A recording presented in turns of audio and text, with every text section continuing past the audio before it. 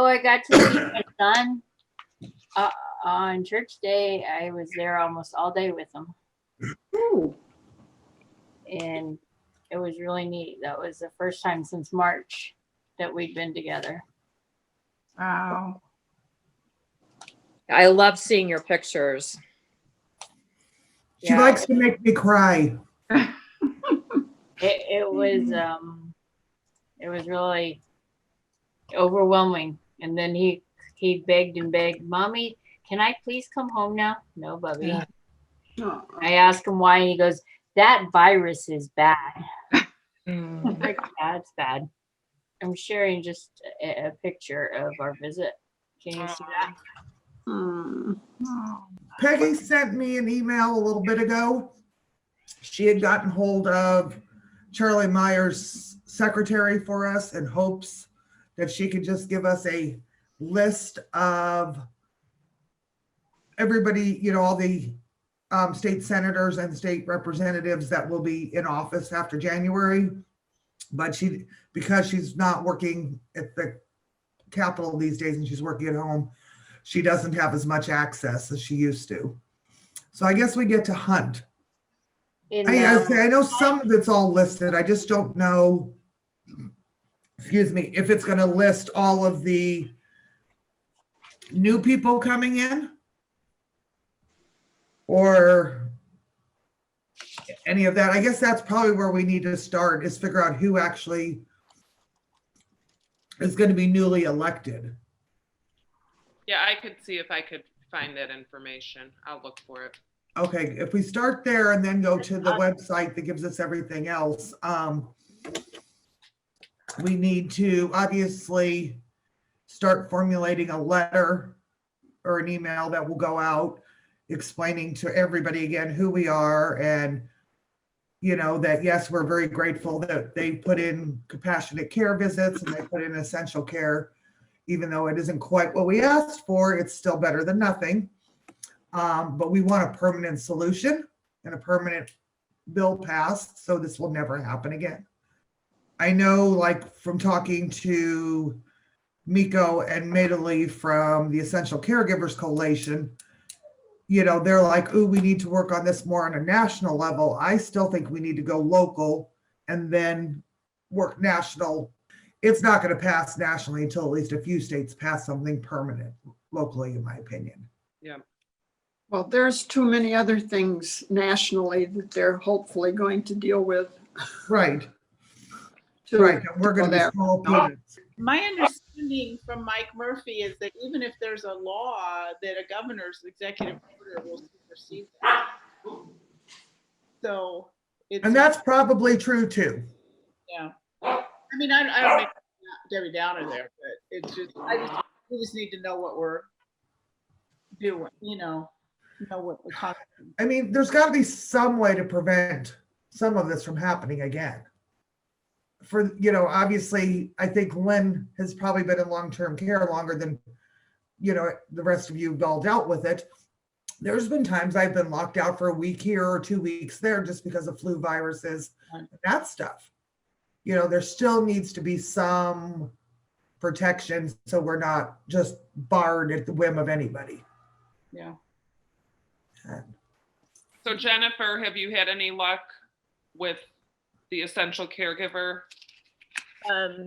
No, I didn't know if I should text the ED one more time or if I should go ahead and email the person in corporate. I would reach out to corporate and I would include that you've tried on this date to contact this person, on this date to contact that person, and make sure you're keeping a list of who and when you did it. But this way they know you have already tried every other avenue before reaching to them. Yeah, I agree. I'd be very impatient. I mean, about it, because it, in all likelihood, it's going to take a while. You know, just be very impatient. Right, especially because it, you know, the first part of that set of papers said, that they also need to formulate a plan first. So they're going to drag their feet just on formulating how they're going to allow essential caregivers in. Yeah. Mhm. And then Nancy told me that up where her son is, that they were telling her that they're not sure they're going to allow it at all because the way they're looking at it, it will cost them, and granted they're a big facility, but if they had enough people wanting to do it, it could cost them upwards of $5,000 a week in testing and PPE. So I wonder how many places are going to try to, just ignore it as long as they can because of those clauses that are in there. Stephen, can they get away with that? And I was only half paying attention to what was being said because I was reading a article and trying to write an email at the same time. So just so I'm clear, the question is, can nursing homes or facilities get away with denying visits due to PPE needs? And testing, because they're saying they can't absorb the cost. If there's a lack of tests, a lack of appropriate PPE, I think that would push them into another tier of mitigation where they could legitimately say that they can't. I would still push for a care plan meeting to discuss an essential caregiver visit, because you can do one of those without, you can do one virtually through Zoom, a care plan meeting. And when those issues come up, you can say, well, I can bring my own PPE in. I can, worst case scenario, bring in a couple of bucks to pay for PPE, pay for the test. I'm not saying that that's necessarily something you want to start with, but if push comes to shove. I know they were saying up where Nancy's son is that it would cost them like over $100 a person for each time they came in, which seemed extraordinarily high considering I know that, it's skilled nursing up there and all the rest. And they're probably still running on Abbott tests to begin with, which they're all being given the Abbott tests. I would really take them to task on that price. That seems very high. Yeah. Because the Binax tests are purchased in bulk. I can't remember the price per unit, but it's not anywhere near the $100. And the PPE costs aren't gonna come up to $100. So I don't know where they got that. Well, and especially if they would all, and that might be something too, if anybody brings this up. Okay, so if they tell you they want you wearing eye protection, you don't need a shield every visit. Go to Lowe's, go buy a $3 pair of safety glasses, and there's your eye protection. That's what I wear instead of a shield. It very clearly reads that we only need to be doing whatever the facility itself is doing for their staff at that point.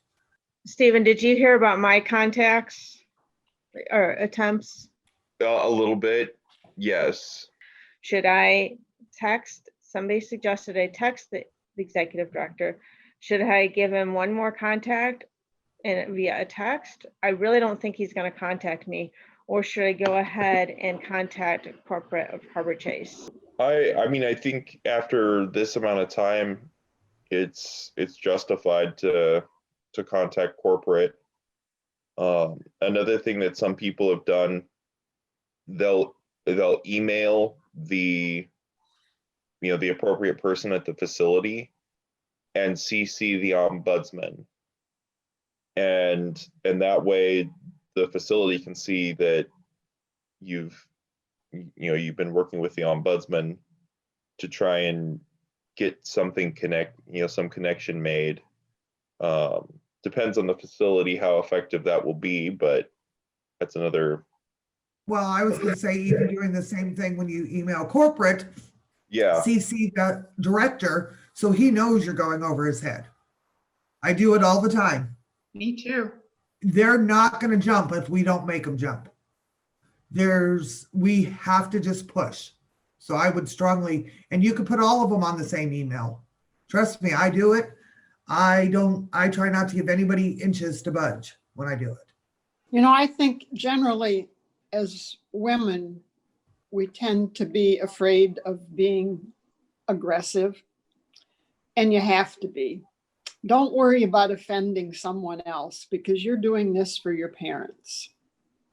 So shake whatever cages you need to, and what are they going to do? What's going to happen in my situation? First thing, the ED thinks I don't need to pay attention. I don't need to call her back. She's not the power of attorney of her family. They're supposed to be about my parents getting a visitor. And that's what you need to put in this email. Very clearly, Illinois guidelines state, who does the resident want? It doesn't say anything in the guidelines about you being power of attorney. Right, that's what I'm saying. Yeah. It says, directed by the resident or the guardian, and your parents don't have a guardian. Copy and paste that section right in there. And even if your dad picked your brother and your mom picked you, which whatever happens, but at least that, it gives you an in, being the fact there are two of them living there. Sometimes you have to fight fire with fire. I don't think a power of attorney has that power to say you can't visit. No, It does. It does. It does? I mean, in our facility, if a person was power of attorney, they asked that the sibling couldn't visit, I had to abide by it. a power of attorney and not a guardian? Yes. Mm-hmm. Wow. For someone living with dementia and a memory care, yes. Hmm. That was our protocol. I mean, I would try to, and I've spoken to families, I would try to do some mediation and just say, hey, listen, I don't think this is fair. I understand that you're upset with your sibling, but this isn't fair to your mom or your dad. So let's figure out how to make this work for everyone. I would try, that was the role of a social worker, but I had families saying, I don't want my sister coming. We'd have pictures up at the front door so people couldn't come in the building.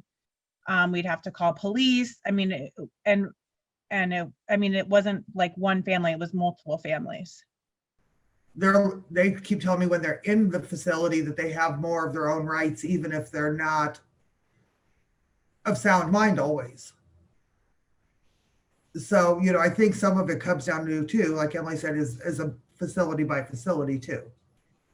Well, and none of my residents have guardians because power of attorney goes into effect. They don't need a guardian unless they didn't enact a power of attorney. So everyone that moved into my old building had a POA in place, and the POA moved them in. So then the POA took on responsibility, financial and medical.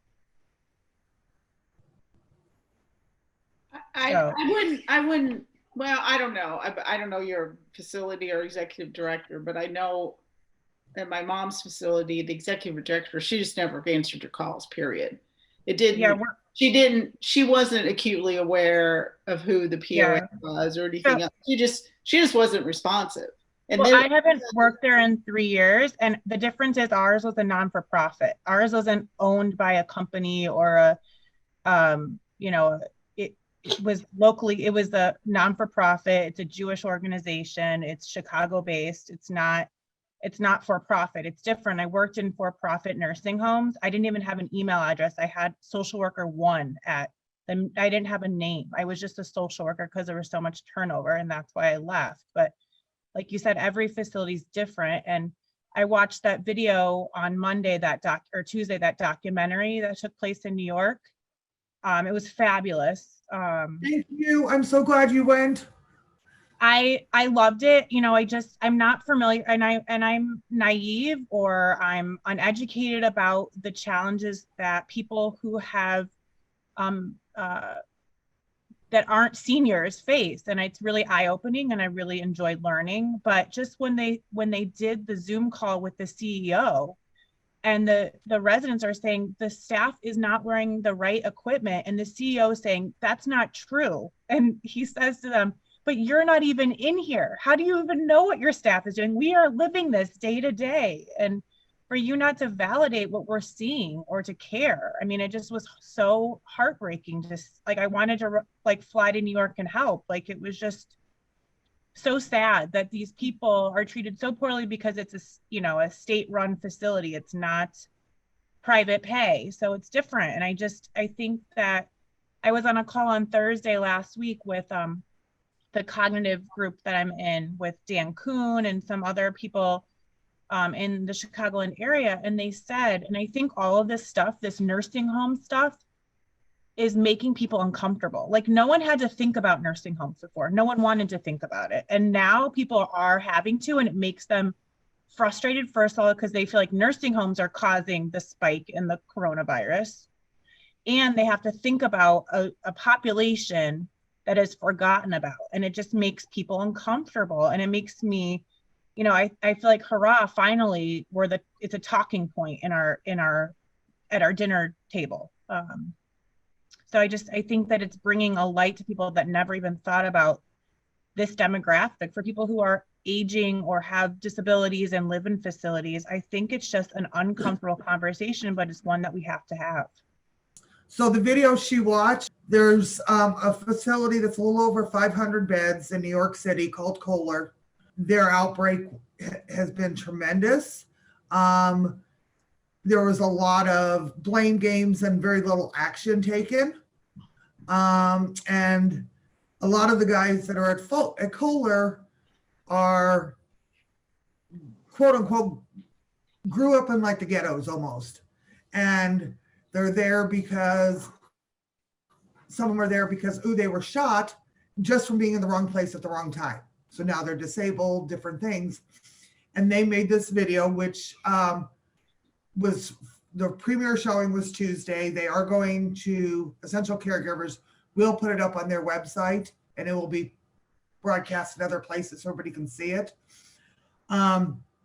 Just to raise awareness, these are guys that, yes, they need help. They're living there, but during the day they would get out and go in and, go do things in the city, or they had enough freedom to move around. So we're not talking about people with dementia.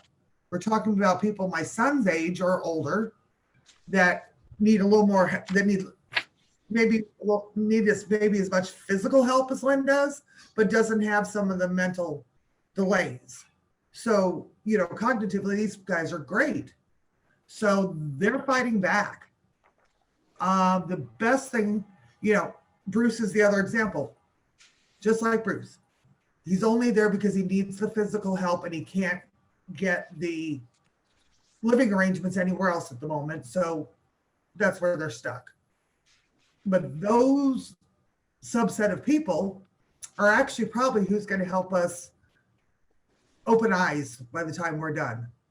Because like Emily said, everyone thinks of, you say nursing home, long-term care, they think of the 90-year-old grandma who got the first shot in, the other day. They don't think of Bruce or my son or, even, young adults or, even Fran's son, who's just even in a Scylla, but people don't see that all as long-term care and the same problems, and it is. So this, by us doing this, is our opportunity to educate and open people's eyes to a conversation, like Emily said, that nobody wants to have. They want to pretend it doesn't exist. So maybe even like when Tammy said, well, even if we had a law passed, that doesn't mean the governor can't write an executive order. She's right, but that also means we've fought hard enough to at least get some groundwork in place to have something to use as a tool to fight with.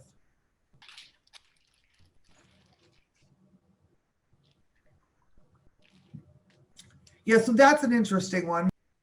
Yeah, in my dad's facility, this is Julie, they are not happening. The window visits are not allowed at this time.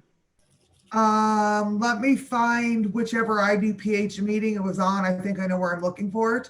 And I'll send you the audio because IDPH very clearly on one of their Friday meetings said their window visits are to go on. There's no reason for them not to be going on. Is I- facility, do they have to take them to the window? Like, is it because the room, is it a multi-level place or? No, it's all one level, and my dad's window is literally faces the parking lot. So I mean, I could pull my vehicle up there and boom, I'm right there.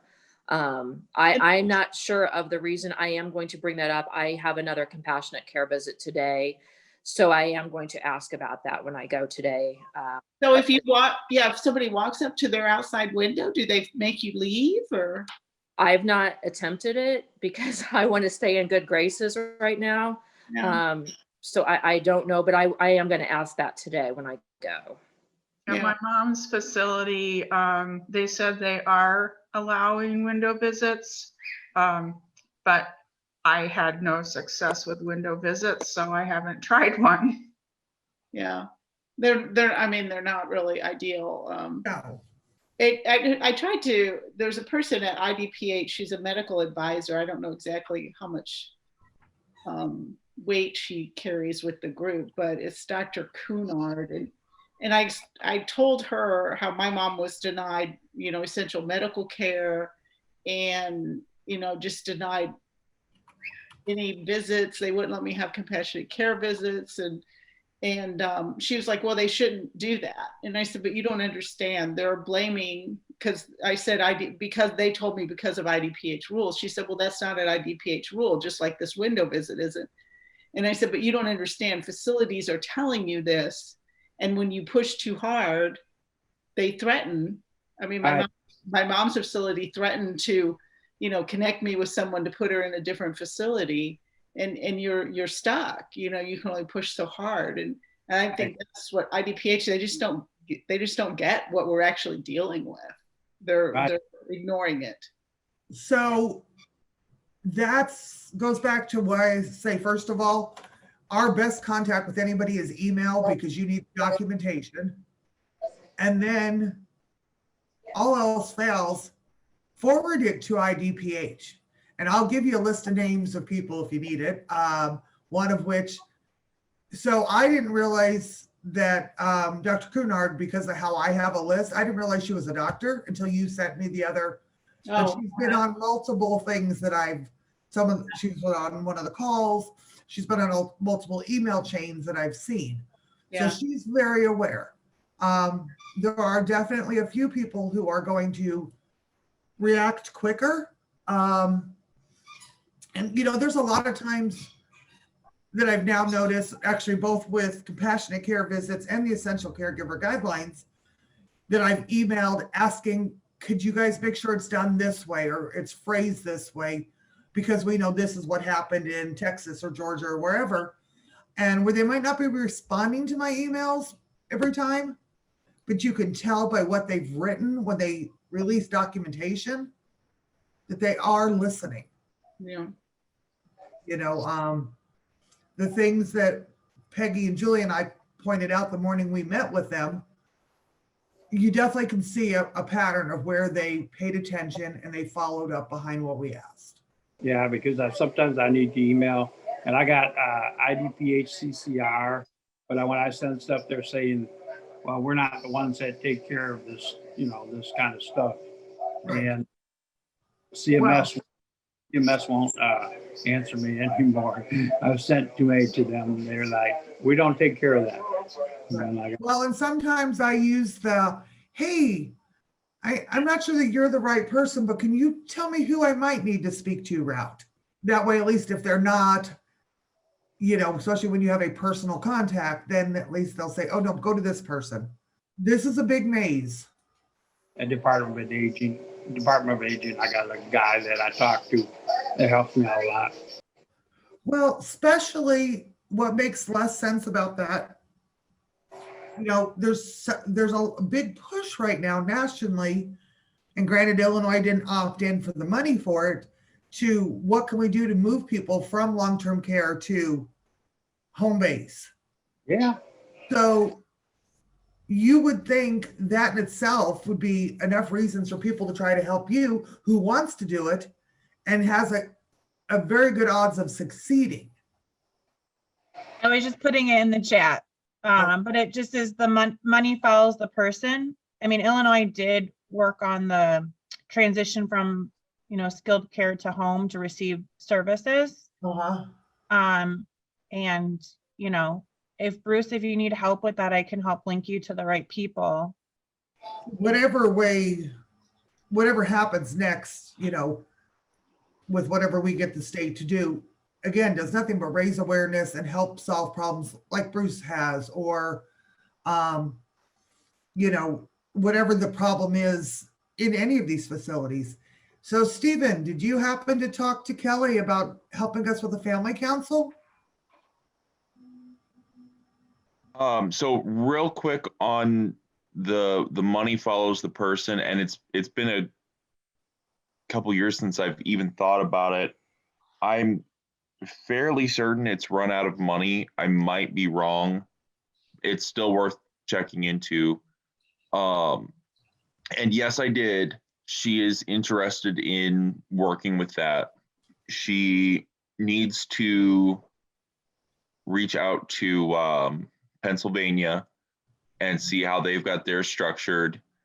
And there's a group up in the Chicago area called I think it's the Regional Family Council Consortium, that she was wanting to reach out to as well to see how they've got theirs structured. I've looked at their webpage a little bit, but haven't had enough time to find any good contacts for it. Once I do find some good contacts, I'll try and send them your way. Okay. That would be great. More now than ever, I think it's important. I've tried to start one where my son lives multiple times and we gave up because we get the same 3 moms to show up every time. Once you get a council in place, that in itself too is also going to help us with the legislators, because we are then a little more officially organized. We have, the ombudsman working with us. We have other agencies that will start recognizing us. And I think in turn, the legislators will also recognize us better. Stephen, I'll reach out to my friend that's up in Chicago at Al Valor and see if he happens to know anybody through the Regional Family Council. Okay. I mean, I have nothing to lose by asking. Yeah. And, Al Valor's big enough that even if he doesn't, somebody else there might. Mm-hmm. Unfortunately, it is hard to get people involved they have a support group that was supposed to meet once a week, but it was run by the activities director at the facility. And, most of the time, nobody showed up. I think that's where the family council that deals with things in general and is not associated with the facility is a good idea, to deal with general things that affect everyone. And then at least if you get one person from every 10 facilities in a family council or interested or something, you have a bigger group than trying to do something with each place. And there are a lot of common concerns. Oh, huge. Well, and I think even that, where we've talked about, there's so many different levels of long-term care, but most people only realize that the assisted livings and the nursing homes are there. And I think the family councils too can help with some of that, because some of what we need straight out is it's just plain out straight education. We need to educate the world. Oh, definitely.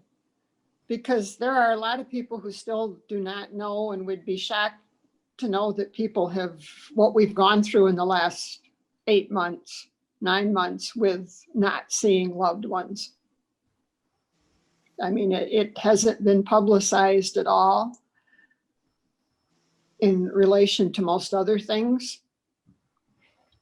And Jack was in there, so I was retired. I could go see him. I could be involved. For those who have parents in there and they're still working full time, to go in and see their parent and then be involved in the other part too, unless there's something that they have to deal with their parents specifically, everybody runs out of time. Well, that's exactly it too. It's kind of like Courtney from WCIA. One of her reasonings for keep circling back to me, like she said, is in hopes that because of Lynn's age, that it gets people's attention a little bit more. And, maybe finally the right person will catch on and say, oh, hold on, what did I just miss? And what do we need to do to fix it? I know she plans on, following up again on Christmas Day, whether, my hope is he's home, but I'm not holding my breath at this point. And like she said, she'll do it either direction, whether he's home or not. But we just have to keep fighting, keep educating at the same time. I have a question for anybody. So the response from my ED makes me feel like I need to tell her other assisted living or memory care or whatever care who are actually embracing the essential caregiver plan. And because it just seems like for whatever reasons, she doesn't want to, go out on a limb until she knows that's what everybody else is already, getting ready to do. I mean, I'm just getting that feeling about it. And I have no, other than the guidelines and everything like that, I can't say, well, these people are doing it. I mean, I don't know how to get that information or if there's even going to be a way. Well, both Peggy's mom and Julie's dad, they're both in memory care assisted. So there's two facilities right there that are both doing compassionate care. So why don't we have each person sound off and say whether they are or not and what type of facility they're in, please? Yeah, this is Julie. My father is in a supportive living memory care facility. I was just granted compassionate care visits. I'll be having my third one today. I did email and I copied in my ombudsman, who was on our call today, and I thank him very much for everything he does. And I had all of the reasons, why I thought the compassionate care visits would be beneficial. Carrie was a big help too. I got an email from her and she kind of stated how she had outlined her email as well. So that was very helpful. So I think if you can, state what's happening with your loved one, how it will be beneficial to your loved one, for you to have the compassionate care visit, not just because you want to go in and visit. There's got to be a reason behind it. And so it did work. I was granted that status, so I'm very grateful for that. For example, I went this past Tuesday, and as I got there, the CNA was telling me, and the director was standing by me, and she said, I just tried to get your dad changed, and he just wasn't having any of it. And so the executive director said, this is why, Julie is here, is to help with these things. And so I said, hey, I may not be able to get it pulled off either, but at least I can, see how it goes.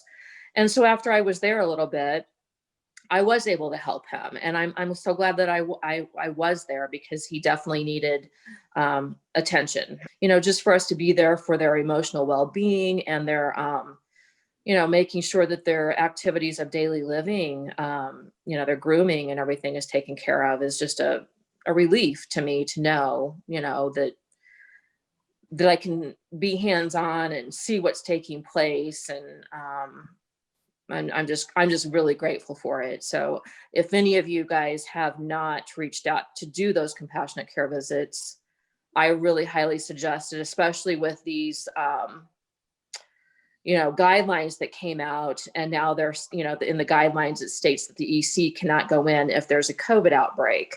So if you have compassionate care status, that trumps, so we can get in if you're a compassionate care, person. So anyway, I would just suggest trying to get that compassionate care status if possible. My mom, I tried to get the compassionate care with her because of a significant weight loss and stuff. And I was sort of delayed and denied over and over because they thought it was just end of life. And she ended up in the hospital and passing away. But my mother-in-law is at the same facility. And my sister-in-law had asked for compassionate care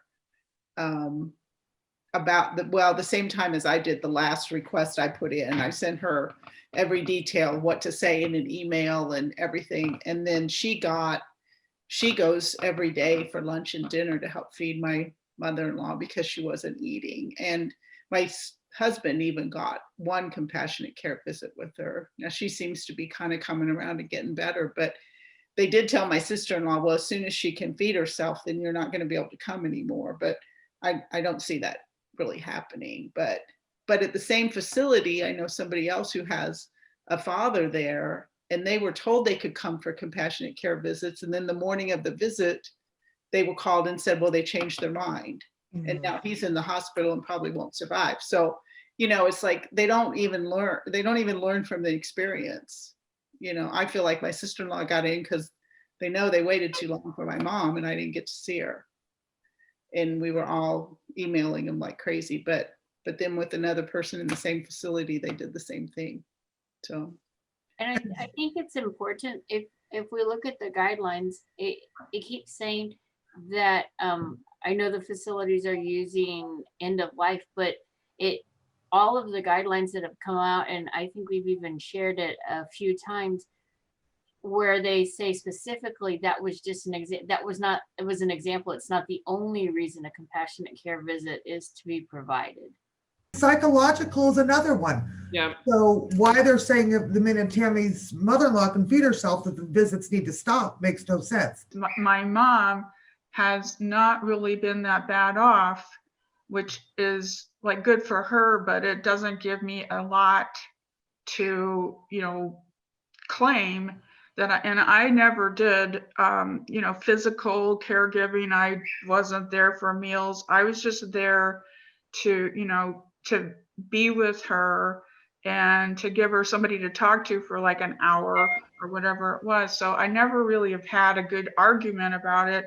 However, as I told Fran when I first got on, my mom, who has COPD, is now like on oxygen. I got a call in the middle of the night. So, I mean, it is a good time now for me to bring the whole thing up. I know with my mom, I sort of hated there was a part of me that didn't want to really state to the facility how much I saw her decline, because I didn't want to admit to myself how much I saw her decline. And so I sort of, in the beginning, especially my requests were very soft, sort of, as I think of it.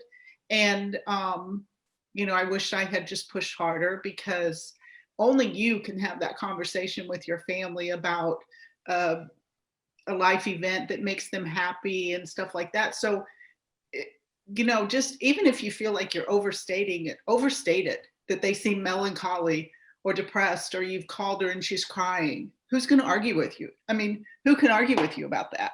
Or that she tells you she doesn't want to get up out of bed, because you're the only person. They're doing what they can to care for them, but they can't have that family connection.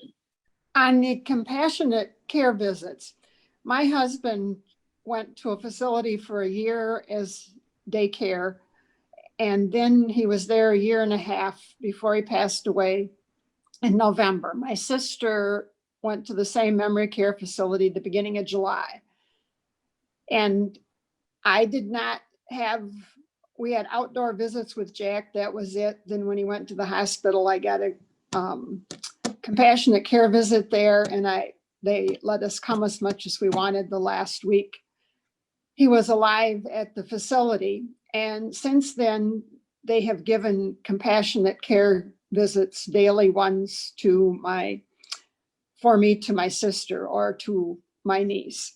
And I think a lot of that came for two things. First of all, they had COVID go through the facility.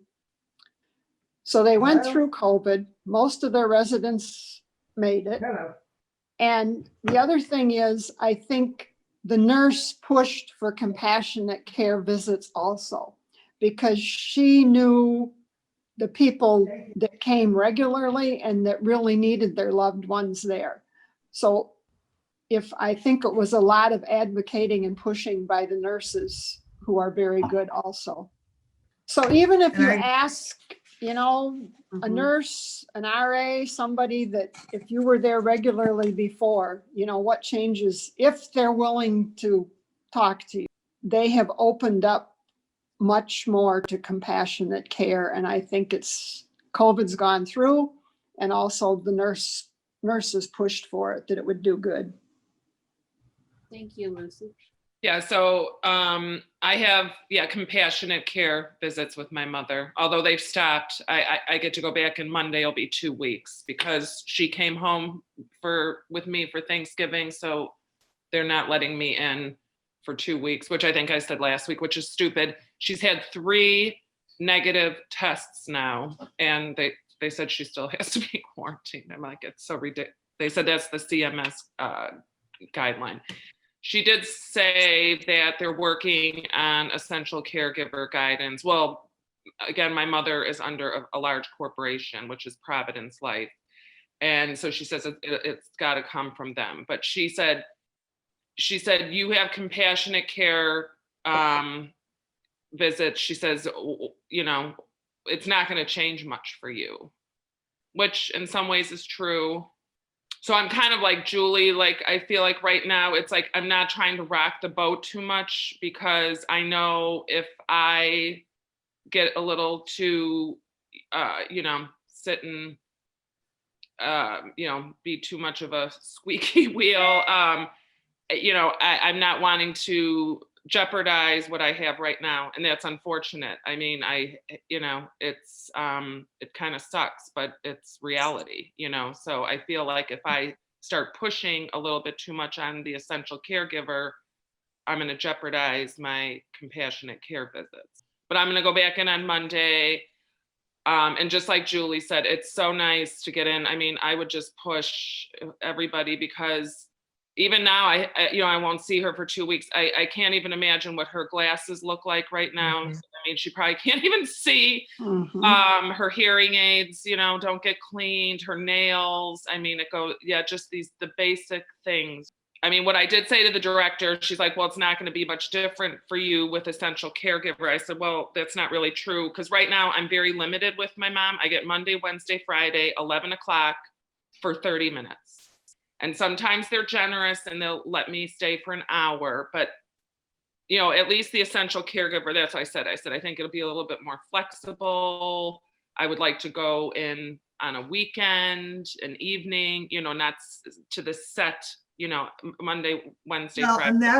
And that is that I think is our biggest win with anything we did with IDPH, because that was the thing I just kept repeating to them, was that line, and that's in there, because we heard, states that didn't put that in. We heard of these facilities that were only allowing 10 hours a week for everybody. And if you couldn't fit in those 10 hours, and they were only allowing 1 or 2 in the whole building. The other thing that the essential caregiver gives that the compassionate doesn't is it gives better access to their rooms. Right. Which I'm in the same boat you guys are that way, and we're in outbreak status. But what I need to find out is, for some reason, the health department told us we had to go into a 8-day outbreak status instead of the 14.